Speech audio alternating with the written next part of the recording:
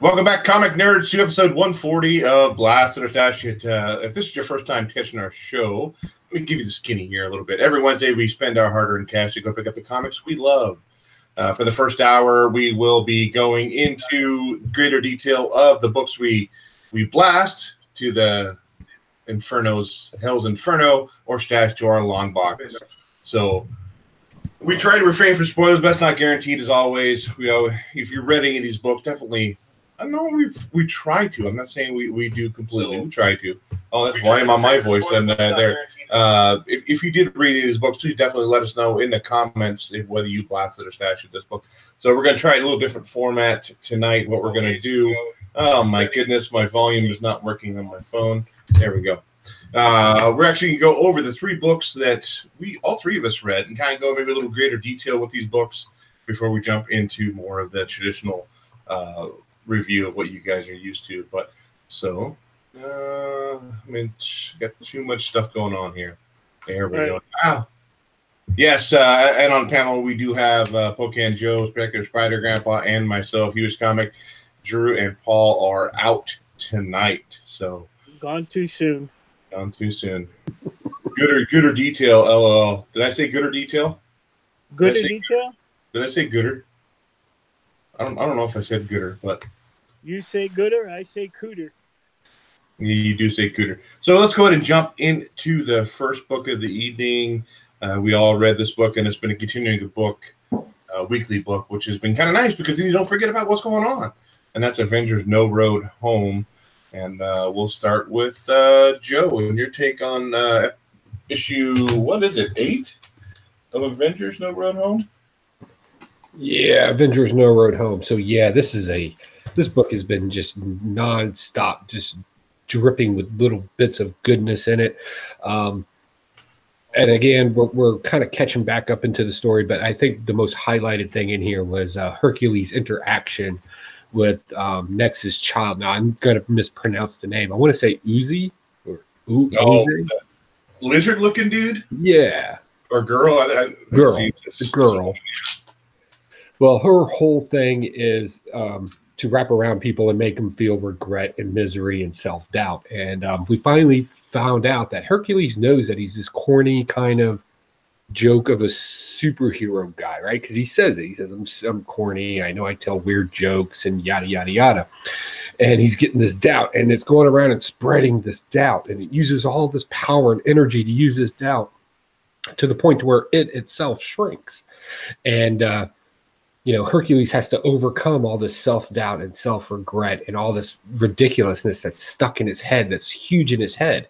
And then he realizes that his friend's in trouble, and that's what raises him out of this misery, we'll call it. And then realizes that this character, Oza, however you want to pronounce it, is just this little tiny thing. And all he has to do is just step on it and get past it. And man, did that just speak to people that, sometimes have issues that kind of roll around in their head. And how, sometimes we have these things that just kind of linger and tornado in our head. And sometimes you just got to squash that and get past it. And I thought that was a great analogy. I don't know if it was purposely done. That's just what I got out of it. But yeah, I thought that was probably the most powerful thing in this book. Plus, it was really cool watching Hulk grab Nexus by the back of the face and head and throw her. That was just awesome. Because sometimes, let's be honest, you just got to throw a chick. No, I'm joking. You should never hit women, but unless they deserve it. But yeah, very powerful stuff going on in this art. Very rarely do you get a comic book that throws this much at you in these kind of nuances, allegory ways. And man, go get this. Go get this now. This is good stuff. You will get something out of it. I promise you. It's good stuff. Mike, what do you think of No Road Home? Before I think, I'm going to run through the chat. Oh, my goodness. Go ahead. We got calm yourself down there, buddy. Mr. Gretzky 9966. Hey, they got some Gretzky pops coming out, 4-packs and everything. Might want to check into those. They look pretty awesome. Comics Misexplained in here. He survived C2E2. Thank you, Mike. No problem. Poor Mike C. Woodard 19. I know he's watching WrestleMania right now. Poor Mike's in here. Jockio's in here. And Pope Grimy was in here at the beginning. So, Avengers No Road Home. So much better than what was the last one, No Surrender. Hulk's been a standout in this issue. Joey talked a little bit about him. Nyx is a fucking awesome villain. Rocket Raccoon is badass. Yeah, this has been a stash every issue. What else? That's it. I'm stashing it.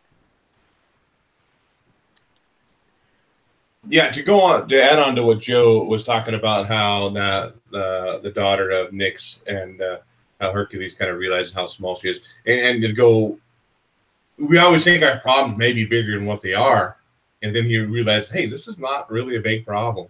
Let's just take care of it in one fell swoop here. But yeah, this was great stuff. I may have been dense and I didn't catch on to it before, and I'm thinking Nyx. I'm thinking, well, Hulk only comes out at night. Well, this is like perfect thing for Hulk here because he only comes out at night. And then of course they explore that a little more here, where she rips open the veil essentially at night and all of a sudden turns Hulk back into Banner and kind of loses all his power. And he had one of the gems, which gave him a little bit more power as well. But this is good stuff. I mean, we had Conan being attacked by Behelit, the ghost of Behelit, and he ended up coming back from that as well. And it really ends on down note, and we're like, well, okay, what the hell's going on? Now it's not just darkness, as in no sun. It's complete and utter darkness. So that's really good stuff. I think it's I don't know how many issues this is, 8 or 10 or 12. I'm not sure, but a lot. I don't know about a lot. This has been good stuff, though. Really good stuff. Go ahead, Mike. We got JLS Comics in the chat, and the hardest working man in the community, Discovery Bay Comics, shining up his Hulk 181 in the background. He said, hello, everyone. Now, do you have any theories on what's going to happen next in this? Anybody? Theories for next. I think we're going to get... I think we're going to start exploring. Maybe Nyx is going to start trying to, instead of this battling thing, I think it's going to turn more meta, if you will. I think they're going to try to justify their reasoning. I think we're going to get more of that speech from her, which is going to play an integral part because we have this immortal Hulk running around, and the question is when does he become Joe Fix-It? Because we start seeing a lot of that personality in there. He's kind of selfish in this arc here. He doesn't want to do something. He wants to get something back. He's always got a plan. We're not seeing the ravaging Hulk. So I think we're going to get more of an awkwardness going on there, and we'll get a filler issue. I don't know if it's going to come the next issue, may come the one after that, but we're just going to get a basic filler issue just to, because it's a 12-issue run. We're guaranteed one bad book. So I believe that's going to be coming either in the next issue or the one after that. Yeah, because now Nyx, none of her kids are alive now, right? They've all been dispatched, and she has no muscle essentially anymore. Now it's just her against. I'll give her some. Yeah, we know you will, Mike. Need to have consent first, Mike. Just to let you know. But yeah, this is good stuff. Go ahead, Mike, again. I was just going to answer Discovery Bay. He said, hey, Spider-Grandpa, I gained 2 new subs from you in the last few days. Thank you so much for the shout-outs on your video. No problem, Discovery. We got Bob's World in here. He said, hey, comic slab and statues.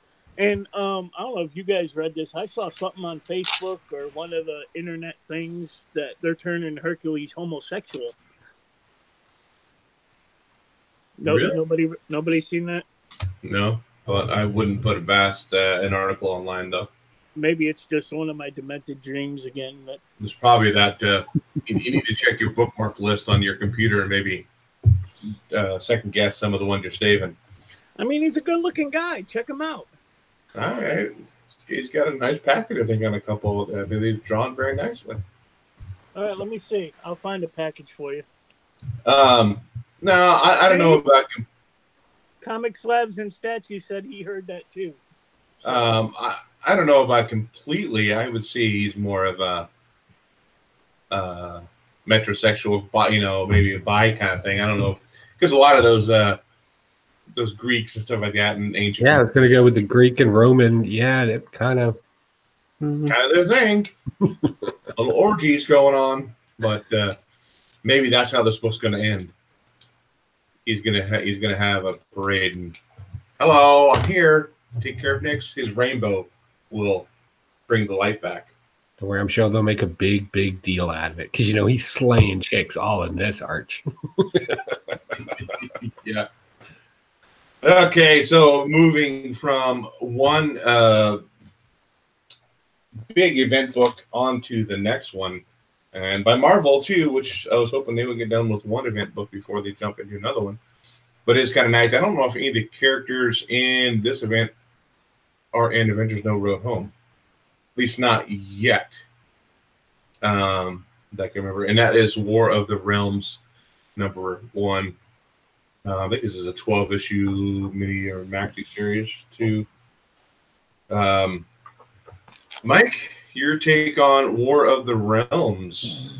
War of the Realms. It is finally here. There's been so much promotion and fucking seeing ads for it everywhere. I know at C2E2 at the Marvel booth, they were talking it up. When you first open the book, you see an ad for, quote, experience the War of the Realms like you've never had before or some shit. And it actually directs you to a War of the Realms theme song by Jimmy Urin. I am sorry for your last name, my friend. I'm sure you got picked on in high school from Mindless Self-Indulgence. And go check it out. It's pretty cool. Actually, in the book, we learned that the Dark Elf, I think his name is Malekith, has been fucking up the 9 of the 10 realms, and only Earth, Midgard, remains. Go figure. Some Dark Elf assassins actually try to mess Odin up. Loki falls out of the sky and warns Thor that the War of the Realms is coming. Loki takes Thor to Malekith, or so it seems. Spidey actually meets Thor's mom. There's some funny stuff with Spider-Man's eggs. Invasions from Malekith. I can't even fucking say his name. The Dark Elf army start invading New York, of course, so we get some stuff with the Punisher and Daredevil. Avengers finally fucking show up. Loki's dad eats him. Yeah, it actually happens. And Thor shows up at the very end. Mike's picture quality is top notch. See what happens when I don't use my Wi-Fi? Now you get to see all this. Thor shows up at the end, and he is fucking pissed. This was pretty great.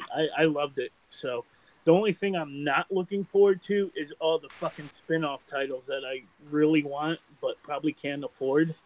So this is a definite stash. I loved it. And there's some great covers if you could find them, like this Battle Lines cover, this Thor Battle Lines cover.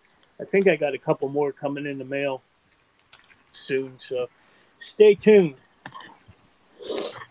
Yeah, I didn't get any of the extra covers. So the art by Dodderman, he was actually at C2E2 as well. And I didn't know he was actually going to be on this book, even though it's probably plastered everywhere. War of the Realms. I know I saw banners of it, but I didn't know that he was associated with it.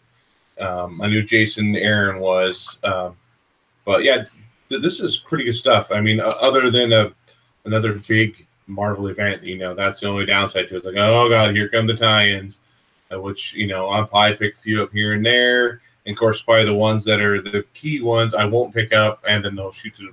I think there's going to be a Strike Force team for each realm, and so yeah, it's going to get crazy here with all this stuff. And here I'm just thinking about trying to cut back on my pull list, trying to let's just tighten it up a little bit. Oh god, War of the Realms, here we go. Yeah, so this is good stuff. It's not even, spoiler alert, we kind of talked about it before at the beginning of the show,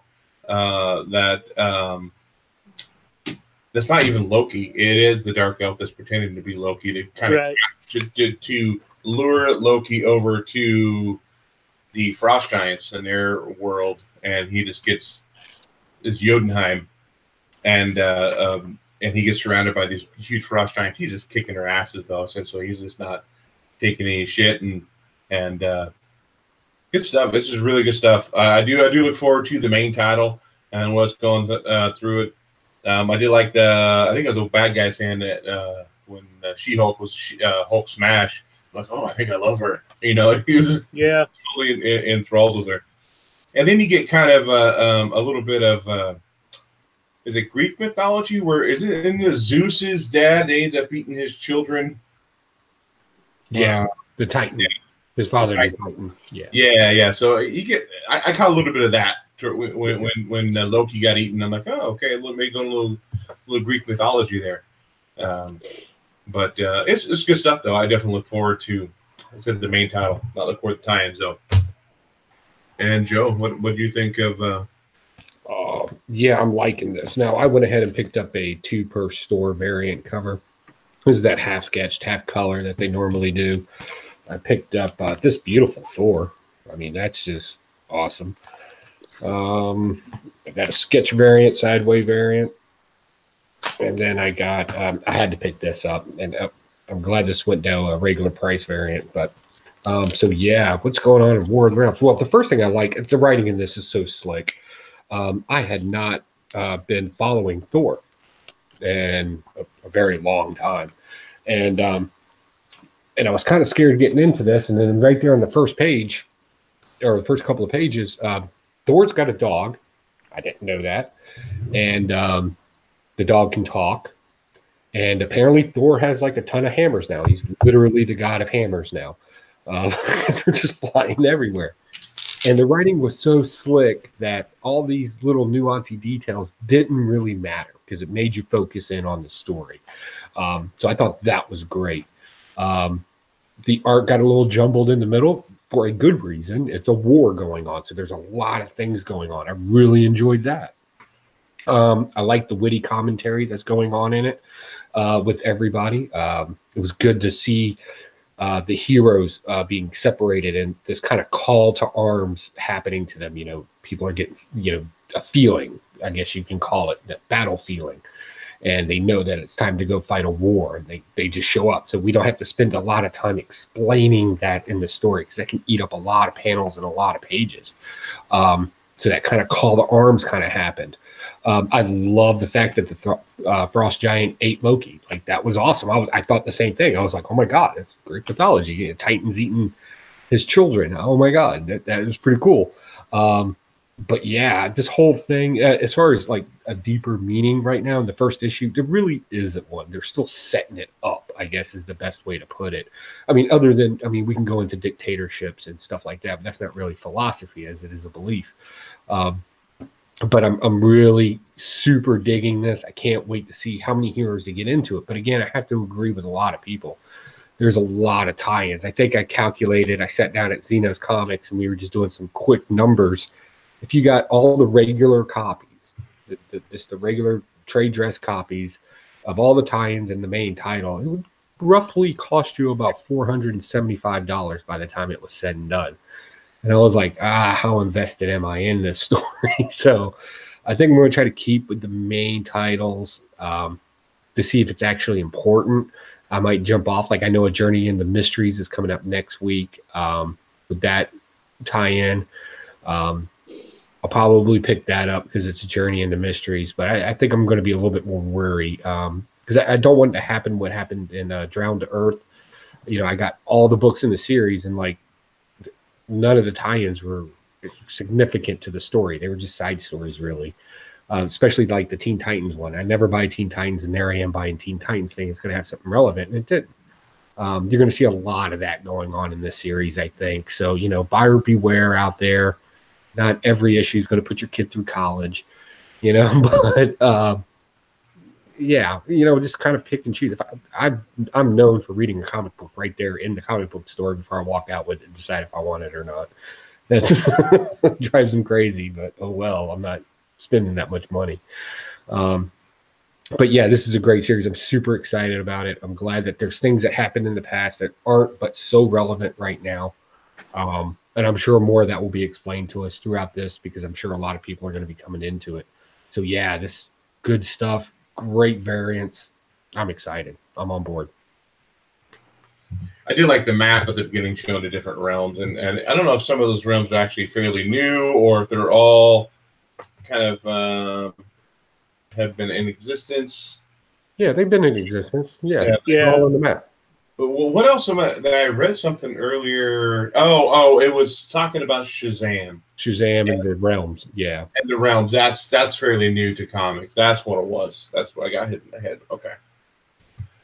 Okay, so 2 big event books, 2 still stashing those. So those are going forward.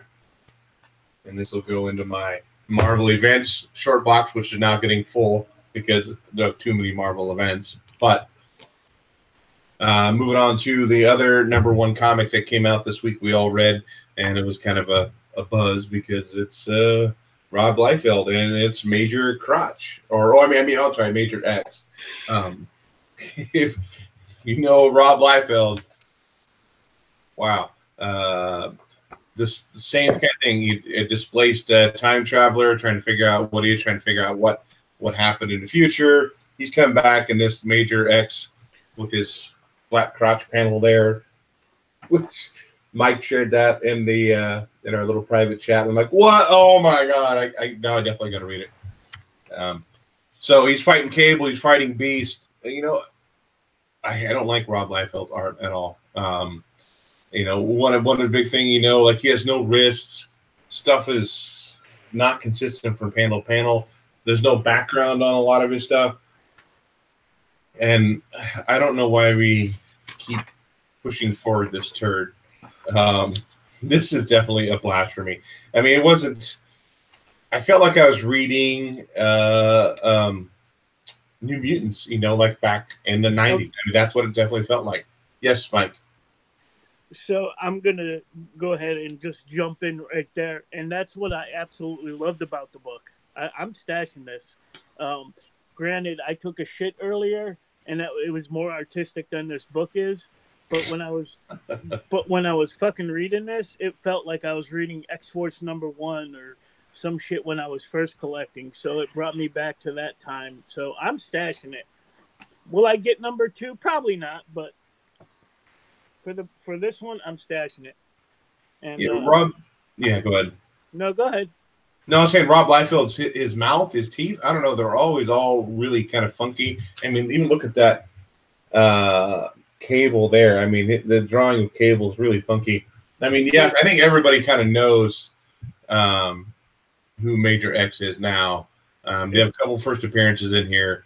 They had Dreadpool, which is a Deadpool. I don't remember if that's a Deadpool from the future coming back. That's from his universe, yeah. That's from his universe.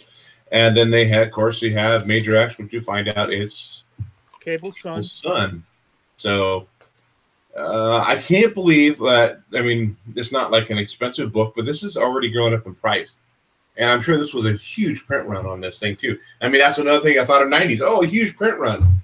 How could it even be going up in price at all? I mean, it's not like a $40 book by any means, but, it's going $10. So I'm like, really? Dude? No. It's a blast. I wasn't even going to pick it up until Mike shared that cross shot on our private chat, and I'm like, I got to go get it now. $5 for a crappy crop shot. Shot. That's Cable's son, yes. In another dimension. Yeah. From a different, yeah. Yeah, it's Liefeld. That's what he does.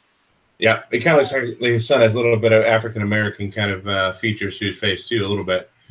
So maybe he hooked up a Storm in the future. Who knows? Go ahead, JoJo, with Major X. What do you think of it? Blasting it, stashing it. Take a guess what I'm going to do with this dumpster fire. Again, I don't want to knock the 90s. The 90s happened. A lot of weird things happened in the 90s. Rob Liefeld made a little bit of money and wrote a couple of good comic books. Good job. It's time to quit. Look, when you're phoning in comic books, and this is how I imagine he did it, right? He drew some sketches, sent it in, picked up the phone and said, all right, you see that picture here? Yeah, make that blue. Okay. And when we can't explain something, just use some bullshit dimensional time thing that makes no sense and isn't even consistent in its own story. If you read the story, the reason why Major Payne came back is explained 2 times in 2 different ways. Make up your mind. They don't connect, and it's all word salad. And I get it. Like, I don't expect these people to have like advanced degrees and string theory and physics and stuff like that, but at least be consistent. Also, talking about consistent, what is going on in this picture? Why is he wearing a pillowcase? What is that? That's Cable's old uniform. You know, with his shoulder pads and all that bullshit. That is a life vest. And I don't know who has 12 abs. Like, who does? What are you trying to do, dude? His Major X's upper portion of his penis has abs, even. You know. Yeah. and this guy, what is it with him and crotches and this bulge down here? It's like every dude's got a camel toe. I get it. And Rob Liefeld's kind of a jerk, so I can say this out loud. Because what he did to Chad from Comic Core with that minute bullshit, screw him. Chad from Comic Core? I didn't hear anything about that. What happened is he kind of cornered Rob Liefeld and asked him if he could do an interview. And Rob Liefeld was like, yeah, but you need to be here. And he like pointed at his watch exactly at this time. So Chad's freaking out. He runs to go grab his stuff, comes back, and he's like, you're 1 minute late, and walked off. And I was like, wow. I will jack him. Like, I will steal his cocaine and beat him with it. That's bullshit. So, first off, I'm not a fan. And now he's on this big Twitter thing right now because back in Spider-Man Deadpool issue number 47, the guy was told he could put any advertisement, the writer of it or the editor of it was told he could put any advertisement. So he did one for Major X. So now that's technically considered the first appearance of Major X and made advertisement for it, right? Rob Liefeld loses his mind about this, talks trash about the guy. The guy goes back on Twitter, genuinely apologizes, and Rob Liefeld went on another rant on Instagram and like blocked the guy. I mean, this is not how adults act. This is how children hyped up on cocaine and still stuck in the 90s act. Like, I wouldn't be surprised if he's still wearing baggy silk shirts, right? And listening to freaking Tumbawamba behind a pile of coke. Just stop already. Be an advisor. Open up a school. Just go do something else. Because you're really, I don't know. Your audience has grown and gotten older, much like you have. You're supposed to learn from your mistakes and do better. And you haven't, sir. You're just a horrible human being. And you will burn in the fire pits of hell as long as you keep making abortions like this. That was a rant. And I apologize if you're a fan of him. I genuinely do. But trust me, all you got to do is meet him. That shit will change quick. Yeah, that Spider-Man Deadpool, I mean, it was supposed to come out after this, but somehow it got to the presses before and it got out before. I mean, it wasn't the guy's fault. I mean, he was, from what I understand, he was actually like a fan and trying to say, hey, check out this new character kind of thing versus trying to steal the thunder from Rob Liefeld. I mean, I guess Rob Liefeld still has this complex where he's the best in the world, and I don't think he really is. Like I said, the 2 times I actually saw him interact with people was in the Baltimore Comic-Con, and he was a jerk there. And C2E2, and he was a huge jerk there. So I'm not, I generally have a problem with people that don't appreciate the people that spend money on them. I just don't want to be around those kind of people. You'd probably charge $50 to sign that book. Probably. And he will not sign. He will not sign. It's already been put out there. If you give him Deadpool, Spider-Man number 47, if you give it to him to sign because it's technically the first, he will not sign it. I'm like, what? I'm paying you. Shut up and sign it. Like, shut up. Yeah, he's got a big ego. Okay, moving on. Those are the books that all 3 of us definitely read, and we'll move on to we're half an hour into right now. Perfect. I just want to spend a half an hour on those 3 books. We did that. Moving on to not lightning round, but we're going to move a little quicker through some other books that other people may not have read. But if you have read it, chime in. We'll give you a review. I'm gonna start with you, Joe, in your first book. Oh, what do I want to do? Oh, yeah, I want to talk about. We've been doing a lot of Marvel. Let's do some DC real quick. Let's talk about Justice League. This is pretty cool stuff. We get the first full appearance. I want to say full appearance because his last appearance was kind of a shadowy figure, real small. But we get the first genuine appearance, we'll put it that way, of World Forger in this. And he's kind of a good guy. And this book is actually a lot deeper than you would think. What we're dealing with this is World Forgers has built a utopia, right? Which we often hear about in comic books, and it's a beautiful land, and it could be the Justice League's future, but they got to go around and round up all the bad guys without due process. That's kind of what needs to happen. And the Justice League being the Justice League, they don't believe in that. It's not what they do. So they're having this argument. It goes to a vote. Turns out it's not. So the question is, what's the opposite of utilitarianism or these utopias that they're trying to build? And this brought up an interesting fact. This is actually dealing, and everybody wants to go to deontology real quick because we think Captain America. But in this one, we're actually dealing with ethical egoism. I'm virtuous to some degree, therefore everything needs to happen organically. And it's not a good, I know we throw the word ego in there and people automatically go to ego, Rob Liefeld. That's not what we're talking about here. It's actually a genuine virtuous thing to do. And technically it is the right thing to do in some cases, depending on what your beliefs are. But I really like where they're going with this. And it's kind of good to see Superman in a place that he cannot escape. And he's going to have to rely on people because too often Superman swings in, punches people in the face, and flies off. He's very two-dimensional. In this, we're getting the other team having to confront their possible future and how great it is. Like even Batman's like, this is what peace feels like. Oh my God. And they're sacrificing that happiness so things can happen naturally and in order. It's kind of weird. And I'm usually not a big Justice League fan, but I'm really liking the message in this one. And so I'll keep reading that because this has been good stuff. Mike, do you read Justice League? No. Okay. I didn't either. What's your first book? My first book will be my pick of the week. That is Uncanny X-Men number 15. This has been great. In the beginning, we get Captain America trying to fucking butt his nose into X-Men business, and Cyclops and Logan ain't having any of that shit. And then we get the X-Men trying to take down the Mutant Liberation Front. I was going to ask Drew, but he's not with us tonight, gone too soon. What the hell happened to Banshee? I mean, if anybody in the chat can tell me, it was probably the point where I wasn't reading, but he's all jacked up right now. And this one, actually, Cyclops gets shot in the eye by his granddaughter and is healed up by the Dark Beast, so he is actually a Cyclops now. And I thought that was pretty cool. Wolverine actually gets his fucking face blasted off, which was cool. I absolutely love this X-Men team. I love the art in this book. So, pick of the week right there. You read that this week, Joe? I did, man. And one of the things I really liked in this is Hope says this kind of French phrase. And I'm not going to speak French because I'm horrible at it. But basically on top of the rooftop where she's getting choked out and about to die, she says basically the French phrase is revolution is like Saturn devours its own children. And I thought that was an interesting translation. So I went ahead and looked that up to find out where that came from. That actually comes from the French Revolution.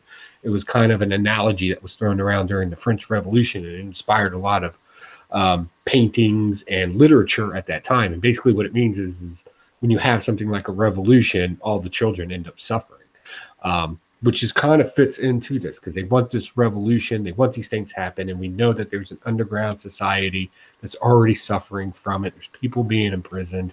So does a war really work out? And I think that's the motivation of Hope trying to kill the individual she's trying to kill in this story. So I thought that was really good. But all in all, this is the only X-Men that I'm really reading right now and enjoying at the same time. It's just classic X-Men with some great just great battle scenes and the spread pages in it and great coloring. And I just liked it when Wolverine and Cyclops worked together. And yeah, I caught that too with Cyclops losing an eye. He's literally Cyclops now, which I think is just hilarious. So yeah, definitely go pick this up. This is great stuff. And something about him having one eye, I forgot, but it's like messing up his eye beams now, and his head could explode at any minute. So he's all jacked up. Tacoma Comics just showed up. He said that he's hearing a lot of good things about Uncanny 15. So my first book is an IDW book. It's magazine size, which kind of is frustrating because. Is it a Playboy? No, not a Playboy. But you want one? The name of the book could be a stripper, but and that is Amber Blake #1. Like I said, magazine size. Luckily, I have a magazine box over there to keep it in because I'm on Mad magazines and all that stuff, so I can put it in there. Penthouse. So this, no, I don't have any dirty books, Mike. That's you. That's your house. Okay. So in this story, Amber is being dropped off at an orphanage at a very young age. I think around 5, maybe a little bit younger. And she ends up staying at this orphanage. She's getting picked on. Another girl ends up coming and saving her, kind of knocking the other girl silly, and they end up forming a friendship. Yeah, because Amber's really smart. She's hoping to help this other girl kind of succeed professionally in this school, and she'll help look out for her. Well, they both end up getting picked after they graduate to go to this special program, and then they find out that the people at this special program are not who they say they are. Or they're really the girls attending this program are supposed to keep secrets. They're not supposed to talk about what goes on.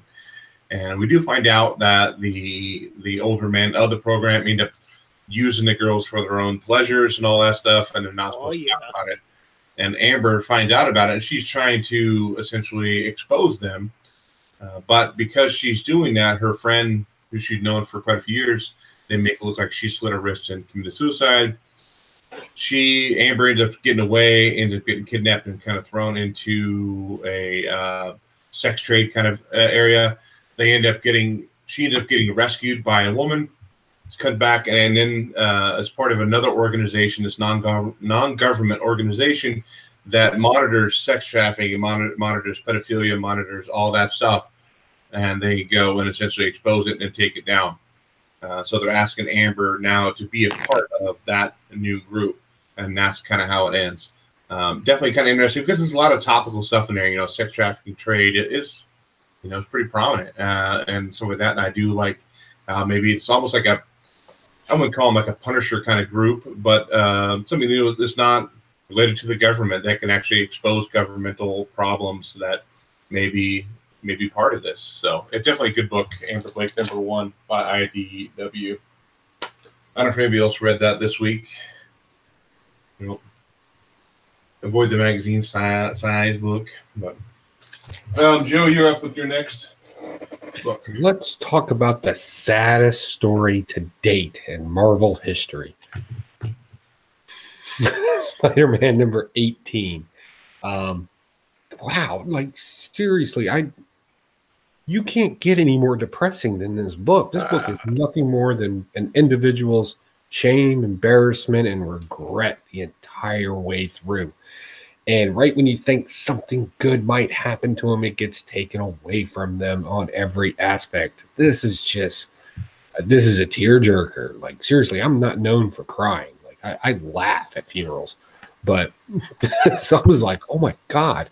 And the saddest part of it is even at the end, he sits there and he's thinking he's about to die, right? So there's the big spoiler, right? The no-name bad guy that people probably don't remember was going to die. And, he wants to have those last words, and he can't even do that. And he recognizes this, right? He's like, I can't even die right. Like, I was like, oh my God, that's like the worst. Yeah, definitely. Is it relevant to the story? Well, we get a little bit more of what the characters that are hunting down the bad guys are like. We get some of that, but is it crucial to the story? No. This was a filler issue, and this is how you do a filler issue. either make it really exciting or really just like you feel bad for this monkey guy. I think it's Gibbon or Giblin or something like that. Oh yeah. Okay. It is just the worst. Like even when he talks about the couple of times where he had some joy, it ends in some sort of tragedy, and you're just like, God damn, dude! Like seriously, go get a hooker or something. I don't know. Hang out with Rob Liefeld and do some coke. But it's like this is just tragically sad, and unfortunately, I gotta stash it because it's part of the run. Even though it's not intrinsic to the run in any way, you don't see a whole lot of Spider-Man in it. But yeah, it's just, I guess if anything, it teaches us the people that are hunting down all these villains and everybody. It tells us how they don't see these as people. They generally look at them as animals, and that this is an okay thing that they're doing. And that's wrong, right? That's tragic. You shouldn't think that way. But in this book, apparently they do.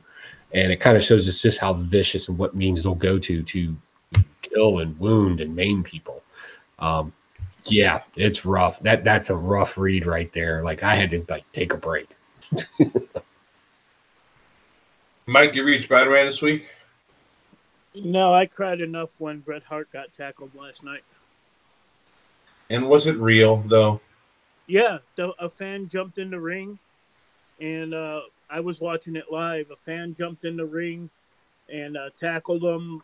They switched the cameras off right away, so you couldn't see nothing. When the cameras came back on, it was focused on the audience, just like when Owen Hart fell to his death. Yeah. Same thing. I thought, shit, something bad happened.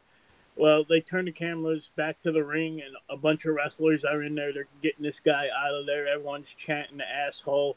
Bret Hart's hair is all messed up. There's pictures. Not his hair, no. There's pictures on Facebook with this guy. He got his ass handed to him. His face is all black and blue and bloody and shit. I don't know what he was fucking thinking, but he's gonna spend some time in jail. So, it's hard for me to believe anything. I mean, yes, I know the Owen Hart thing when he passed away. That was real and some of that, but it's hard for me to believe anything is not staged in WWE. Sorry. This is what I am. Don't look at me like that with such discontent. I'm undressing you with my eyes. Oh my God! Talk about your next book, please. So you could feel what the guy in prison's gonna feel. No, talk about your next book. Okay, getting back on track here. I read something out of not my normal thing here, only because there was some side boob on this mermaid right here. And that's Jim Henson's The Storyteller Sirens, #1. Pretty good story about a fisherman who is very unhappy with his family, doesn't like his daughter, doesn't like his wife. Is it hitting close to home, Mike? I mean, semen. All over your face, what? Okay. Sorry. He ends up finding this mermaid, and her singing is the only thing that makes him happy.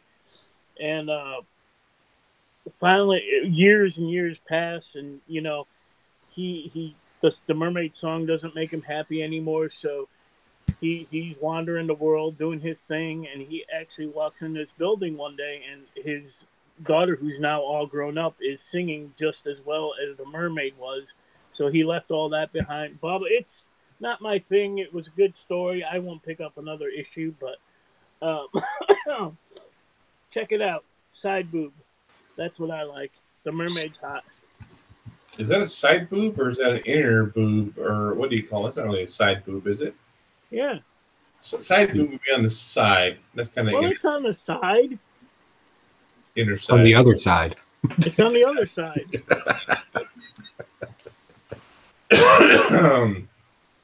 Okay. My next book is, I got a couple here. Let's talk about Conan. Ooh. Another good book by Jason Aaron. I said this main Conan title is definitely better than Savage Sword of Conan. So in this, I'm trying to remember if, because these have been kind of separate stories. They really have been interconnecting. This time about Conan's path and some of his adventures. This one in here, he is alone on this pirate ship and trying to man it all by himself. And he's kind of going back through some of the stuff that happened. He ended up attacking the people that were on the ship, and he took over. And the whole bunch of bodies are just dead down in the what do you call that, Mike? The bottom of the ship. The hull. The hull. Thank you. I figured he was a sailor. He would know that. I think he spent a lot of time down there. You're the friends with those sailors. I don't know. I don't know. But no. Hello, woohoo bears. He ended up fighting this kraken. I think it's a kraken monster, cutting tentacles off. But the bodies down in the hull are starting to stink, so you start throwing them overboard. But they end up mutating because of this kraken monster that's in there. And did you read this, Mike? Not yet. Oh my goodness, there are sharks in here. Mutated sharks with tentacles. I'm surprised you haven't read this. So I have a tentacle. The sharks end up mutating with tentacles, and the rats that are on board, they end up eating the people. They end up mutating with tentacles, and it's just kind of a overall kind of sci-fi kind of thing. He comes across another boat, and he just thinks, you know what, I'm just gonna jump over there and start kicking their asses, and that's just what he does. He just jumps over there, starts slaying people, so they kind of accept him. And then at the very end of the book, they tie in a little bit more with the old witch and the two young kids, just like one page. But still, a good story. Loved it. Typical Conan stuff. Just brutally violent, doing what he needs to do to survive. And if it would have been anyone else, he wouldn't have survived. It had to be Conan to do that. So definitely a stash for me for Conan. And Joe read Conan. I did, and I really like this because we actually learned something about Conan that we never even thought about before. Conan has always been this kind of stoic beast of a man that gets thrown into things and has to fight his way through. We never think of him as a social creature, and we find out in this that he's just like anybody else in that category. He can only go so long without conversation or talking to people, even to the point where he starts losing a little bit and starts having conversations with his sword. And he said sometimes the sword would even talk back to me. And then when he goes to fight the pirates that are coming to invade him and he slaughters everybody, he's up all night long, eating and drinking, telling his stories and talking and talking and talking and talking, something we're not used to seeing Conan doing a whole lot. So I thought that was kind of interesting into it. And again, just like everybody else, you know, how many issues are we into this now? 5 issues. We haven't seen anything with the twins and the crazy witch lady, and then we get like a panel of it at the end. And I'm like, okay. But I even said if I didn't get anything about the twins and the witch in this one, I was going to go ahead and drop it because there's tons of other Conan stuff out there I can read right now. I mean, he's in the Avengers No Road Home, which he's playing a very good part in that as well. But Scarlet Witch is going to have his baby. Right. So I guess finally, I guess I literally got to buy the next one now because I did say that. But I thought this was an interesting story. It really gave us a different aspect of Conan that I guess maybe we just never caught before. And I thought that was interesting. Mike didn't read it. Maybe a good time to talk about some of our other stuff that we do, our podcast, all that good stuff. I do want to say thank you to the people who did download the last podcast, which with Mighty Mighty LJ and myself, we reviewed Paper Girls book number 1. That has been the most downloaded episode we've had on our podcast. Thanks everybody for going and downloading that. And we got more stuff on the horizon. I didn't get to edit last week's video. I was sick on Monday, Tuesday, Wednesday, so I didn't even get to that yet. That's going to be edited. This one's going to be edited on there as well. I know Joe's got some other stuff he's looking for on there coming up, as well as Drew. So definitely go check out our podcast if you want some more content beyond what's here on YouTube. We also have our Facebook page, our Twitter page, as well as our Patreon, which we're going to be giving away that book tonight here, probably about another 10 minutes or so. So make sure you give it a thumbs up, make sure you share the video, all that fun stuff. So thanks. We'll jump back to Joe real quick with his next book before we end up running into lightning round. Okay, let's man, I've been really good on books, so I guess I should trash something. Let's trash something. Trash. No, I think I pretty much like everything else that I read this week. Oh, nope. Unfortunately, I got to trash Captain America. Sorry. So yeah, I finally got my issue of Captain America, and guess what? Captain America does nothing in this again, and neither do the Daughters of Liberty in it, except for one of them. And a lot of talking and a lot of really nothing going on. And I just can't bring myself to not pick it up anymore because it's Captain America. But every time I pick it up and I read through it, I'm like, that went a few minutes of my life. That's absolutely horrible. If you don't know, Captain America is sitting in a jail cell out in the middle of nowhere. He kind of started a little bit of a riot. Well, he didn't. Somebody else started a riot, and he tried to step up and do the right thing. Got thrown in solitary confinement. The Daughters of Liberty apparently have one ninja chick on it named Druid, who's running around trying to get somebody called the Foreigner, who's just now been introduced to us with no information of who he is or what he does.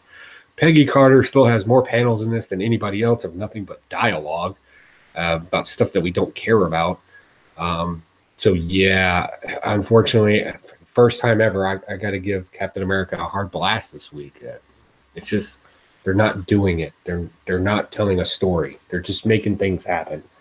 So, yeah, hate to end on that note. I can't remember the name of the channel. He mentioned on one of our videos about make sure you go check out the writer, Ta-Nehisi Coates. Yeah. He said you would have a different view on Captain America. I did go check out. So he's very political, definitely. Yeah, he does. He is not a comic book writer. He wants to do something else, and this is just a medium that he can push forward. I think he had a comic book not too long ago called Black AF, and it bombed horribly. A lot of people have been making kind of fun of him for that, and I think it kind of offended his sensibilities. So yeah, he's very. This is a very.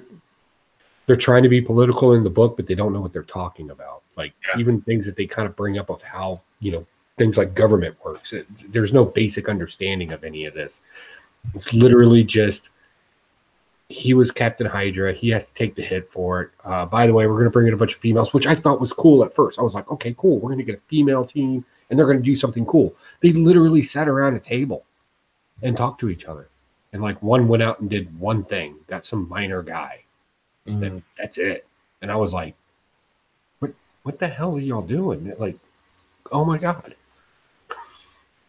I mean, we're trying to keep these reviews quick and stuff like this, but I gotta say, with Ta-Nehisi Coates, it seemed like Marvel would want to pick somebody that would want to represent Captain America. I mean, Ta-Nehisi Coates doesn't really want to represent a white person, I would think, from his bio and stuff that I've read. I don't understand why you would put him on a Captain America book when he's everything but patriotic, and I don't know. Yeah. This is somebody who's signaling, I think is the best way to put it. They're virtue signaling, and they want everybody to know that he's woke and he's down with it, and that's fine. That I'm okay with that ridiculousness because that's just a trend. But it's a comic book, and it's probably one of the most iconic comic book characters ever, and you've literally locked him away in a closet. Yeah. Like his name's on the title. Mike, do you have one more book you can go to before Lightning Round? Yeah, we'll do Obey Me #1. Right there. I actually bought this with Joey in tow, and he said there was a 0 issue that I did not read, so I was kind of scared. But this is all right. This is pretty decent. It's about 2 soul hunters that are rivals, and they have demon dogs that talk. It's bloody. It's fucking funny. It's right up my alley. And I bought issue #2, so that's Obey Me. Isn't that the one where the dog was eating a head or something? Joe on the issue 0? Yeah. Yeah, in issue 0, the dog eats somebody's head off. It was kind of funny. So let's jump into this my pick of the week. I think it is. I mean, it's been kind of consistently very, very good, and not very, very great. Not even good. That's Immortal Hulk number 16. So in this book here, we get a little bit of I think it's Rick Jones. They're into covering him with some goo. That reporter that was in hell with Hulk and Bruce Banner, her boss wants to go and try to figure out what's going on, what happened to Betty's at Betty's house. She's kind of reluctant. She didn't want to because of stuff that did happen, but she does reluctantly. He is with oh my goodness, what is his name? The long-haired green dude. Doc Samson. Samson, yeah. So they're going on their mission. Pat Sampson? Doc Samson. Okay. He sees the transformation between Banner and the Hulk. He's kind of like, oh god, that's a little weird. Which was it? This issue that 125 is going for like $100. That ugly ass transformation issue. The split cover. Yeah, this is the issue. Do you have it, Joe? No, I did not get it. I'm surprised they're doing a second print of it, and I can't support that. No, that's ridiculous. Oh, really? So the police are there at Betty's house trying to figure out what's going on. We find her. She's a red harpy that's up in the trees. And but definitely good stuff. They end up going down fighting the devil dogs or the devil animals, whoever they are. I forgot the names too. And Hulk ends up getting blasted with some UV radiation, visible light, and he kind of loses back into Bruce Banner, but they couldn't find out. He gets shot. He's like, this is not Bruce Banner. You know, that's that little kicker at the end that I absolutely love. You know, that they're having these multiple kind of personalities. And then good stuff, really good stuff. I'm looking forward to next issue. And this kind of connects in with the Avengers, what you were talking about earlier, Joe. Yes. I'm hoping this kind of does too. So did you read Immortal Hulk? Of course I did. Oh my God, did I enjoy this. First off, I called it. Everybody said that she was Betty Ross was going to turn into the Red She-Hulk, right? That was the big thing. And I was like, I don't know. Nobody's seen Harpy in a while. So we'll split the difference. They got a red Harpy now. Okay, so all right, fine. So I'm really happy to see that character back because I actually had that first and second appearance of Harpy. So that's really cool to see. It's a really cool character, kind of sadistic to some degree. But yeah, in this book, man, this has just been great stuff. Doc Samson, you know, probably objectively the only psychiatrist legitimately in the Marvel universe, I think. Right? Drop that body. But yeah, like you said, you know, they go through all this stuff where they're fighting the animals and we don't know what's going on with Rick Ross yet. We know that he's in some sort of cocoon right now and he's going to rise as something too. So, you know, because nobody dies in a comic book story.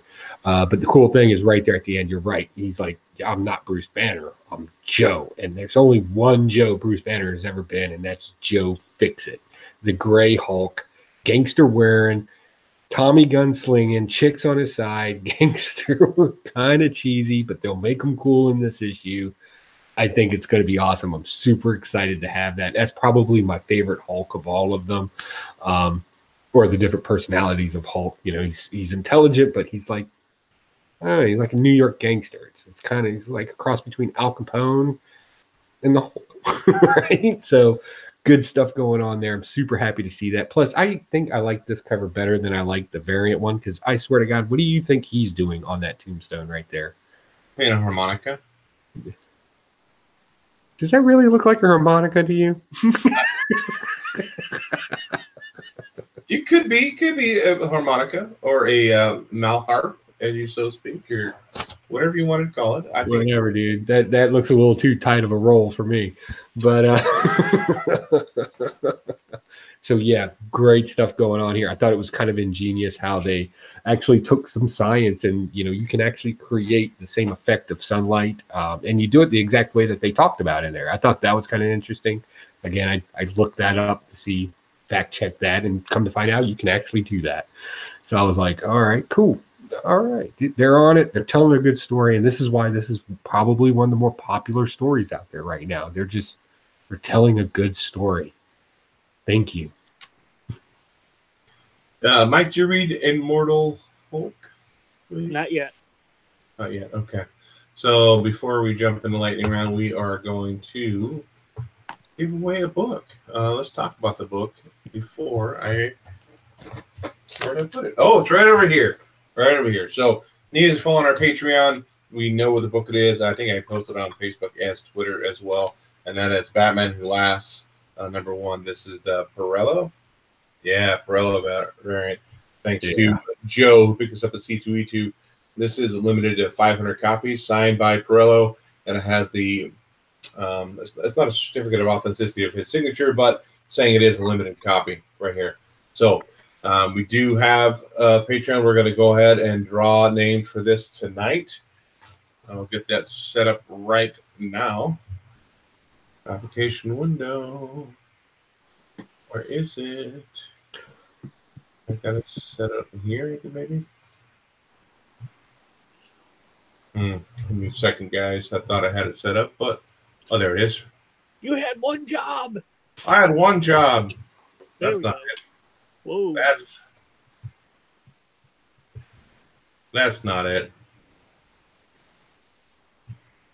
I don't want to stop broadcast. Last time I did that, I stopped the broadcast. Yeah. So, give me a second, Joe. While I'm trying to figure this out, you got another book while I'm trying to... Yeah, as a matter of fact, I do. Hey, guys, how do y'all feel about Die? Have you all been reading this in the chat? Like, this is a good book. This here is Die number 5. I went with this wider variant cover. It's one of the different ones. We get a lot of good stuff in this. They're kind of winding down this arc, and I hope it's something that they continue. We find out that the Die Master can actually change the rules of the game just like any villain would do. When you don't win, you flip the Monopoly board over and you change the rules. And he did in this one. Apparently, they can all rise from the dead now. And so the proverbial shit's about to hit the fan in that book. Great stuff going on there. Something else that I picked up that was kind of interesting. I know somebody mentioned it in the book because I know you're reading it as well. Unless Huey is ready. Are you ready, sir? I'm ready to go, but if you want to talk about something else, go right ahead. No, go ahead. Let's get this contest. People are waiting for the contest. They don't want to listen to me yak. So here we go. So what I'm going to do is I'm going to go ahead and roll the dice and see how many times we're going to switch up that list. Roll the dice. Oh, we got to do it more than that. Let's roll again. There we go. Let's do 3 times. 3 times. And then I got the list of people who are our Patreons. Again, you put $1 in, you get 1 entry. You put 2, you get 2, 3 for 3. Matthew Sloan, he is, I don't know if he has 2 separate accounts. There's 2 Matthew Sloans, but we have 2 separate Patreon Matthew Sloan. So, so I put him in there, both of them. We have Bob World, we have Common Mixes Blanche, we have Kirby Hughes. Everybody, I mean, Mike knows Kirby, I know Kirby, Matthew Sloan, Steve Ronda, Ted, and Joe, of course. Joe, do you want to win your own book? No, I'm out of this one. If it comes to me, just hit it again. I'll roll it again. Okay. So we're going to randomize it 3 times unless it pops on Joe on that last time, and then we'll roll it one more time. So here's 1. Here's 2. You're coming up number 1 on both of them. That's 3 again. It's 3.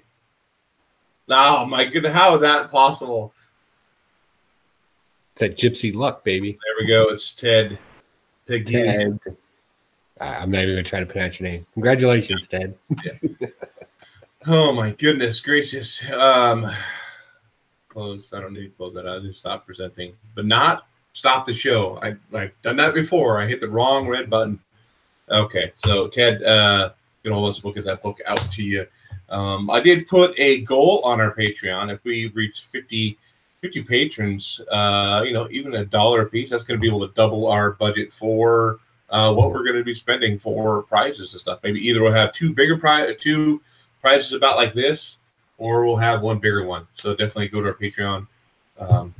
Shoot us a buck, dude. Not much. That's less than a candy bar now. So we'll jump right into lightning round. We'll start with you, Joe, and your lightning round books. For me? Okay, sure. Yes, sir. Let's talk about, we got Deadpool. I went with the unicorn variant, Asgard variant, because why not? A unicorn in your comic book box always looks good, I guess. Funny stuff going on here. We find out more about this new guy in here and the reasons. And then, of course, he does what every villain does. He monologues too long. Let's see. I had to pick up a second printing of this because I thought it would go someplace. Turns out they just sit around a table and talk a whole lot. The Daughters of Liberty. Deadshot or Hot Shots number 2. I read 2 issues. I'm done with it. It just kind of says words, and Deadpool's not really Deadpool in it. Cosmic Ghost Rider destroys Marvel history. Last issue was mostly Fantastic Four stories. This one is mostly Amazing Spider-Man stories. And thank you, thank you, Frank Castle, Ghost Rider, for not letting the Spider-Man Clone Wars disaster abortion happen. He cut that right off. The story never made any sense anyway. Got a previews thing that nobody cares about. Got this variant, second issue variant of Wonder Woman number 67. It has an American Eagle on it. So yeah, that's what I do. Let's see here. Got some more cosmic nihilism going on here in Green Lantern. He has to kill Adam Strange. Come to find out, he didn't kill him, and he was an undercover agent the whole time. Surprise, welcome to the holodeck. Although I did like the controller villain in it. I like the way he speaks in absolutes the entire time. He's always got this kind of absolute tone to him, and I thought that was kind of interesting. Great bad guy. Young Justice finally went somewhere. We got some motion going here. We got some storytelling. We got some things happening, and we got Jonah Hex's granddaughter running around with a shotgun, which is awesome. I already talked about Die number 5. If you're not reading this, it's almost like you don't read comic books. I don't know. I don't know what to tell you. Sorry. Red Sonja. This is, I'm going to call this the filler issue for this arc right now. This one was there was some good stuff in it. I really like the barren women, and when women cannot have children anymore, they're soldiers now. And I thought that was really cool how they outsmarted the Ravenish bad guys in this one. Danger Girls. There's some meat and potatoes for you. So much meat and potatoes in this that they gave you 3D glasses for this. Oh, wow, Mike. That's your right for alley. I have the first issue of Danger Girl signed by J. Scott Campbell. Yeah. This was actually, and this was a great James Bond type story. It was great stuff. And they didn't go too overboard with the meat and potatoes in it. Let's see. Bronze Age Boogie. This is a weird story dealing with dimensions and traveling back and forth from like a Conan type area to the 1970s. We have teams of superheroes, and we got talking chimps. And you know me and talking chimps, that's always a good thing in a comic book. But I don't know how I feel about this yet. I'm going to pick up issue 2 and see where it takes me. Let's see here.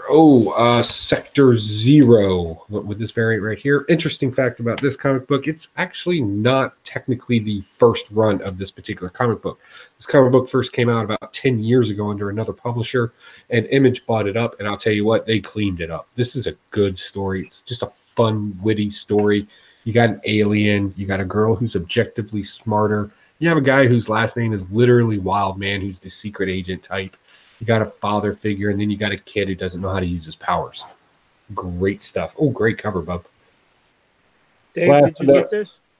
No. I didn't get that cover. I got the other one. Second to last, Night Moves. I've been enjoying this. If you like old school Vegas gangster type stuff with magic thrown in there and demons, this is where you're at. Been loving this story. Great stuff going on in here, and it's definitely you pick that up mostly for the story, not so much for the artwork in it, because it's kind of that bland kind of, I don't know, artistic work. Last but not least, I picked up the Chilling Adventures of Sabrina. This is more like a trade paperback with several stories in it. The only reason why I picked this up is I never got the point of the cat that's in all the Sabrina stuff. I think it's called Salem or something like that. So this actually has the origin story of that cat. I don't know if it's the first time it's been printed or not, but every time I see something Sabrina, a stupid cat's there and it can talk, and we find out why it's the way that it is. And yeah, I think I bought enough this week. That's my haul, guys. Mike, you lightning round? Yeah, I just got a few books here. Cosmic Ghost Rider. This was great. This is better than the first issue because it had Spider-Man shit in it. That's a stash. Punisher number 10. Still fucking great. He's getting closer and closer to Baron Zemo. Just, I can't say enough good things about the Punisher. And I also read that Section Zero book. Really great. It kind of reminded me of Men in Black. So definitely a stash there as well. I'll pick up issue number 2. That's all I got. That's all I've read this week. Adventures of Super Sons number 9. I thought I read through the whole thing. I must have dozed off because I flipped through it here during the show. I'm like, I don't remember reading that. But I do love the cover. It's kind of a throwback to like a Bronze Age kind of cover on that. But they go to Hex World. Only 3 more issues, and that maxi series is done. I read Maxi pads. No, not maxi pads, Mike. I know your fetishes.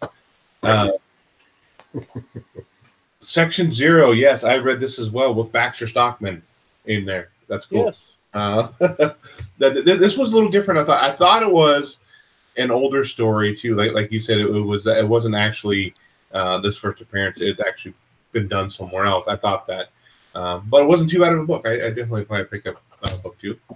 Walking Dead 190, building up, building, still building into this big confrontation. Next issue is supposed to be it, where the new governor, Pamela Milton, is going to war with the Ricks group. So, Cosmic Ghost Rider. I love this too, where they're acknowledging all of the bad parts of the old Marvel stories and going like, yeah, that didn't happen. Or they're trying to do something to change that. I do love that. That's great in this. I think it's only 3 issues long too. And Punisher number 10. I love this in here where it's the investors or the other people are coming into the town, and Punisher's blowing shit up in the background, and Zemo's like, no, we're rebuilding, Yeah. we're tearing stuff down, we're building bigger and better. Boom! No, come this way. You know, I love that. That was good stuff, and that's all my books I got this week as well. I don't know if you have any Funko news, Mike, or not? I have a little bit. Shut up, Funko Mouth! Okay. Woo! Give us your little bit. Give us your A 16 little Funko.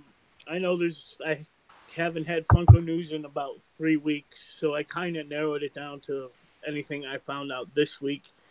They're starting to Spider-Man Far From Home pops are starting to show up. Not show up, but we're getting glams of them. So 3 that stand out for me are we're getting the Mysterio pop, and I think there's an exclusive of that one too. He looks amazing. He's got the smoke in his helmet and smoke all around him. So I'll be picking that one up. We're getting Molten Man. Doesn't look like the Molten Man from the comics, all shiny gold and stuff, but it is Molten Man. And we're getting a Hydro Man. They'll both have exclusive. I think they're glow in the dark or some shit. There is an Amazonian Wonder Woman coming out. I don't know if it's an exclusive, but she looks pretty badass. The old Batman story, Red Rain, I've never read it. I guess it has to deal with vampires. We're getting a Batman pop from that. Jim Lee's releasing 2 more GameStop exclusives, Wonder Woman and Superman. And one rumor that I'm really excited for is we're getting more Simpsons pops from the Treehouse of Horror line. So those will be pretty cool. I have picked up some Funkos this week. I am up to 1,073. First, I'll show these. Now, these are from the Marvel Collector Core box. If you don't want to be spoiled, go to the toilet or something, because whatever.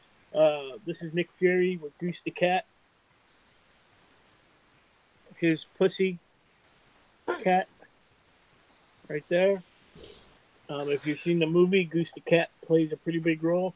I actually saw Captain Marvel the day after, or the day we got home from C2E2, and I actually fell asleep halfway through, so I have to watch it again. And this glow in the dark Captain Marvel right there.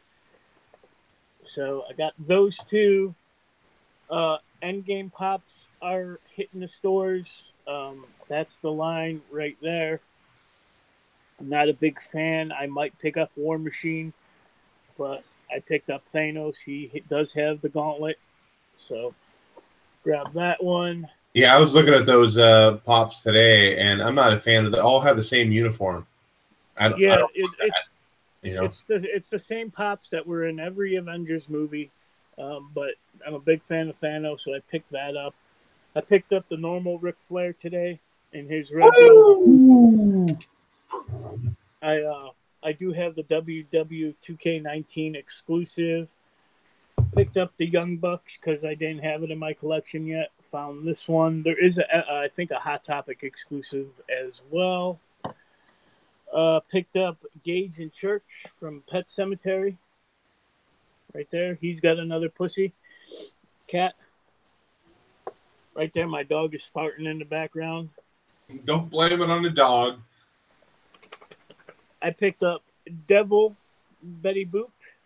And here's the line of those. She does have a bunch of them. I want the Angel one to go along with my Devil. I picked up a couple Game of Thrones pops.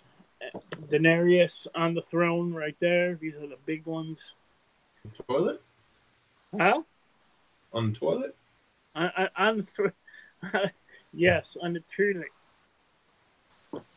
And I picked up the Night King on the throne. Right there. And last but not least, I heard, now I don't know how true this is, there weren't a lot of these made. And that's the Catwoman GameStop exclusive, Jim Lee. Right there. There is a black and white version of this. You could only get it with the t-shirt set. I'm not sure what store that's at, but that's all I picked up. 1,073 pops. I got no pops. I got no toys. Just comic books. I think these are the True Believers. I'm not sure that the Melody was talking about, the ones that came up this week. I never read these. I always pick them up, though, because they're $1. Yeah, those are the ones that came out this week. Yeah. I guess we can talk real quickly about Shazam. Well, there's something else I was going to talk about. I can't remember. Well, we don't want to spoil that. I mean, a lot of people haven't seen it yet, but if you haven't seen it, definitely go out and see that. That is a great movie. A lot of 52 stuff in there, and a lot of the current run stuff in there as well. And then what they normally do, the little speckles of little hints like Mr. Mind and stuff like that. I had speckles one time. I had to go to the clinic. Yeah, we know. Is he talking to the show or? I hope he lets his wife know this stuff as well. So yeah, I saw Shazam this morning. Yeah, it was good. Not my. Oh, I don't know. I mean, it had a lot of heart, a lot more. There were some scenes though that you watch the trailer, you think, oh, it's 100% lighthearted. I'll give away one spoiler because I laughed out loud, and my son's like, "Dude, what are you laughing for?" The part when what's the doctor's name? Savant. Savani or Savant? Yeah. No, I'm not going to do a big spoiler. Where he goes in there with the creature into the boardroom, and he grabs. I'm not even going to say what guy. He grabs him, throws him through the window. Dude, I started laughing out loud. And that actually got pretty dark, I thought, for a PG-13 movie. I thought, wow, actually, but overall, it was a good movie. I definitely enjoyed it a lot. I'm going to go see Hellboy next Sunday. Then we have Avengers coming up in the month.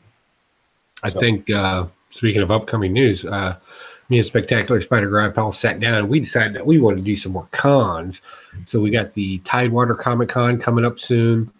So if you're going to the Tidewater Comic Con, we're plan on going both days as long as I can. I requested those days off, so I don't see why they won't let me. Ezekiel from The Walking Dead is going to be there. Mick Foley's going to be there. The voice of Lion-O from the Thundercats is going to be there. So if you guys are going, let us know. We'll avoid you like the plague. Also, my wife said that she wants to do the DC one, but I have to look because I have shooting schedules coming up for tournaments. So I don't know if we'll be able to do that one up in She Tyson. wants to do the DC one? She wants to. I don't know. We'll see. Either that or the North Carolina Durham one that Gretzky's been telling us about. One of those two, just as a kind of caveat. And then we got Baltimore Comic-Con in the fall. So we'll definitely hit that up and be doing stuff there. Bad stuff. I'm gonna bring my orange crush cup I got sitting over there. Maybe they could give me free refills. Yes, you see what we can do about that. Are you gonna bring your piglet? My piglet right there? No, my piglet's staying right there. The one that would never leave the house. Don't ask him how it's sticking to the wall. I won't. Well, I had to pry it out of Dave's hands. You didn't have to pry anything out of my hands. Well, it was stuck to your hands. No, it wasn't. Yeah, I have a couple cons coming up as well. What are you kissing? There you go. My dog. A couple small cons. And I said nothing real big, but I'm going to have a booth set up at both cons. I got my banner ordered. It should be here pretty soon. So a cool 6-foot banner says Blast or Stash It.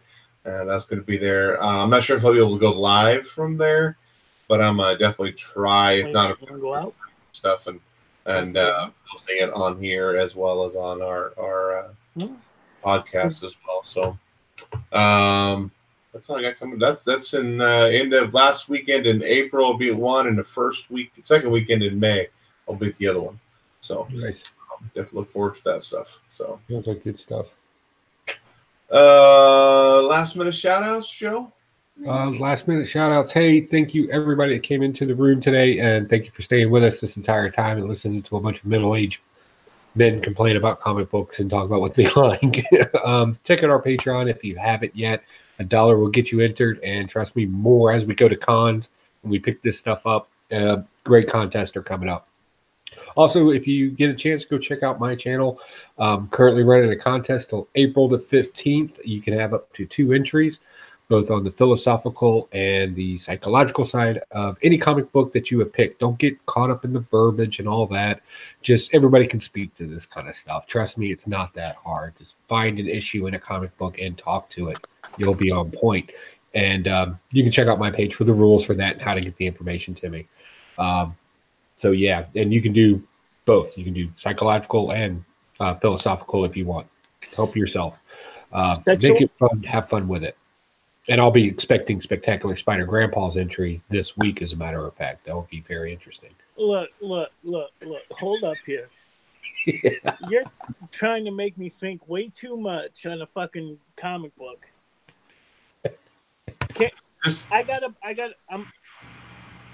Just do something about Oedipus Complex or Freudian slips, and you're good, Mike.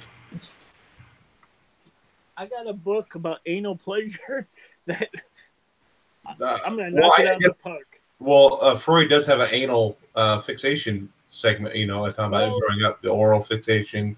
Addiction, why we like things. Yeah, they're psychological for you. Whatever you got to do, Mike. Just make sure you keep it PG-13 or you'll get banned. From the state or from YouTube? Well, either one. I'm sure you'd be put on a watch list somewhere. Oh, I'm on the VIP list for that. He's got a piglet stuck to his wall with some foreign substance. I got a couple. Dave's man gravy. No, shout out to Mike. Figuring out that if he goes off data instead of Wi-Fi, he gets a great connection. So thank you, Mike, for showing up tonight. I appreciate it. We've got the cyborg Mike for the past 3 years. Is that what it is? When's our anniversary? May 3rd, I think, is our 3-year anniversary. And Mighty by LJ pops in here at the very, very end. I got dinner waiting in there. So I'm gonna eat that. What are you having for dinner? We are having chicken Leslie Zini. Who? It's a secret recipe. Nice. Secret recipe. We do have a few more subs, a few more patrons. Let's see here. Let me go back to our. Where is that? Oh, I'm on the wrong channel. Sing Greatest Showman, Mike. While I'm looking this up. Sage Archer, new subscriber, Geeked Out Cinema. Nerdy Couch, Leonard Ortega, Justin Little. Thanks, guys, for subbing us up. And, of course, Discovery Bay. Thanks for stopping by here. I think you've been in here the whole time. Finishing up the script for tomorrow, do anybody have anything they want to shout out for him for Discovery Bay for tomorrow? Contest. Shout out. Okay, you just did it right there. Good. The contest ending on the 15th. Get your entries in and tell them don't overthink it. Seriously, I don't know why everybody's scared of this. Just talk. Talk about Mike's anal fixation. There you go. To Discovery Bay. I'm not Surprise sure. butt sex. Yeah, you want to talk about that on your channel. As always, follow us on Patreon, follow us on Facebook, Twitter, Instagram, all that fun stuff. Our Podbean, our podcast, that's great to be able to listen to. I think I'm in trouble with your wife. Yeah. And I'm not talking about me. I'm talking about Mike's problem. His Freudian slips and stuff, not mine. So, great, Mike. You got me in trouble. I'm gonna have to get off here and go. We can't hang out no more. Mend some fences now. Thanks, Mike. I appreciate that. You want me to talk to her? No. You definitely make it worse, and we're not going there. So, look, I met Paul's wife. Everything was fine. That's your side of the story, and we're going to stick to that because whether you blast it and whether you stash it, happy reading, and we'll catch you guys next week. Bye.